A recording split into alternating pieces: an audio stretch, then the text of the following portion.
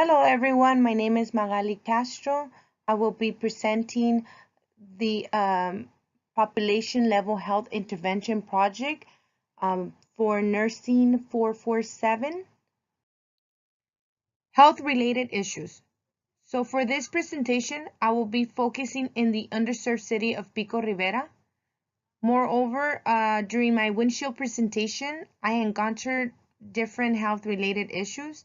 However, with the collaboration of the stakeholders in the population, I was able to narrow it down to four major health-related issues. So for instance, obesity, cardiovascular disease, and decrease of physical activity and nutrition, as well as substance and tobacco use. Background and significance. Childhood obesity is a serious problem in the United States, putting kids at risk for poor health. So according to the Centers of Disease Control and Prevention 2017 mentions that 1 in 5 children and more than 1 in 3 adults in the United States struggles with obesity, therefore causing $147 billion in healthcare costs. Let's keep in mind that Hispanic children have a high prevalence of obesity, which is within 21.9% more than the other ethnicities. Obesity increases the risk for chronic illnesses, including hypertension, diabetes, chronic heart disease. So despite the declines in the prevalence amongst the preschool age children, obesity amongst all children still remains high. In cardiovascular disease, that health issue is based on the statistics says that 610,000 people died of heart disease in the United States every year. That is 1 in 4 deaths. For the underlinement of the percentage of heart diseases, the highest leading cause is 43.8%, which is the coronary heart disease, followed by the stroke, 16.8%. Background and significance continuation. So decrease of physical activities. The American Heart Association states that about 1 in every 3 adults in the United States they do not engage in leisure time for physical activity. It also mentions that physical activity can improve or prevent any chronic illnesses. So not eating healthy diet or getting enough exercises can increase person's chance of having a chronic disease. For substance use, of course, tobacco, it's been a leading cause of preventable illnesses and death in the United States. So although adults smoking rate has declined about 70%, currently more than 40 million Americans smoke. Over 7 million Americans in 2014 battled from drug abuse, affecting these health issues affecting the community of Pico Rivera. Healthy 2020 objectives. So nutrition and weight status. So the first objective will increase the contribution of total vegetables to the diet of the population ages 2 years and older. The second objective will be the reduction to the proportion of children ages 2 to 5 who are considered obese. Physical activity. This one will be related to obesity, cardiovascular, and decreased activity. So according to Healthy 2020, 2018, one objective will include increase the proportion of children ages 2 to 5 who view television, videos, or play video games for more than 2 hours a day. Increase the proportion of school districts that require regularly scheduled elementary school recess. Healthy 2020 objectives continuation. So for cardiovascular disease, the 2 objectives I choose was increase the proportion of adults with pre-hypertension who meet the recommended guidelines for body mass index. Increase the proportions of adults with hypertension who meet the recommended guidelines for physical activity. For substance and tobacco use, I choose reduction to reduce the number of deaths that are attributed to alcohol. and reduce the initiation of the use of cigarettes amongst children and adolescents ages 12 to 17. Needs of assessment. Observation and collecting data of the windshield survey has guided me to determine the need of assessment. In the course of my windshield survey, I encountered many residents of Pico Rivera that were obese. I have also noticed that many individuals will prefer to drive rather than walking. Another way that I conclude the needs of our assessment was through interviewing the stakeholders and the residents of Pico Rivera. So Mary, a volunteer from St. Francis Xavier Church, and Nurse Carrie, who works for Med Post Urgent Care, was the stakeholders that guide me to determine the need of assessment. But however, I believe that interviewing the residents of Pico Rivera was more valuable, considering that they provide a clear view of the surrounding issues as well as the history of Pico Rivera. Lastly,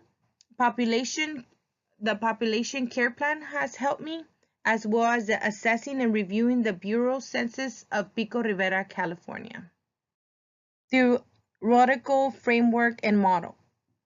So according to the Rural Health Information Hub 2018, defines the precede-proceed model as a comprehensive structure for assessing health needs, for designing, implementing, and evaluating health promotion and other public health programs to meet those needs. The precede and proceed model assists in facilitating the project to run smoothly by creating assessments. Therefore, these assessments will determine that the residents of Pico Rivera lived in poverty with low education, has limited healthcare access, limited healthy options. These assessments led me to provide the most effective intervention considering these aspects of the community. Continuation of the theoretical framework model. So this model is composed of 8 phases. Moreover, this model is divided into 2 parts, which is the precede and proceed. So the precede part of the model provides the structure for planning a target and focused on public health program. Phases 1 to 4 focuses on assessments and determination of the intervention. So for the proceed part, this part provides the structure for implementing and evaluating the public health program. Phases 5 to 8 consist of implementing and evaluating. Theoretical framework continuation. For phase 1, I was able to gather objective and subjective information through my windshield survey, in which has assisted me to identify the priority problems and resources for the general welfare. For phase 2, I was able to obtain the objective information towards the causes and distribution of the health issues. For instance, I observed that the residents of Pico Rivera were less active, consume unhealthier foods from local fast food restaurants. For phase 3, I was able to identify the predisposing, reinforcing, and enabling factors by interviewing the community members. For phase 4, I was able to develop my intervention based on the community health issues. Theoretical framework model continuation of the phases. So for phase 5, I was able to identify the achievements of the project and put my objectives into action. For phase 6, I was able to identify the evaluation of how the project was implemented. Moreover, I was able to obtain an estimated time of when the project will be held. For phase 7, I was able to examine the impact of the interventions on the behaviors or environmental projects. For phase 8, I was not able to determine if the interventions ultimately brought the improvement in the quality of life that was identified by the community as desired desired outcome due to the limited of time. Issues, education, and practice. The barriers that I encounter were as follow: administrative policy and regulatory issues, including obtaining approval of the site, limited time, that this has affected the evaluation of the long-term goals, financial restraint, as the site is limited to tools that are necessary to educate children adequately, difficult to integrate social lifestyle. In my teaching courses, considering that the school policy educating children about nutrition is not based on cultural lifestyles. And lastly, develop an appropriate educational class that can highly satisfy the principal, teachers, and parents. So, although I was concerned regarding the children's ready to learn, it was nice to see that children were eager to learn and participate in the activities that I provided.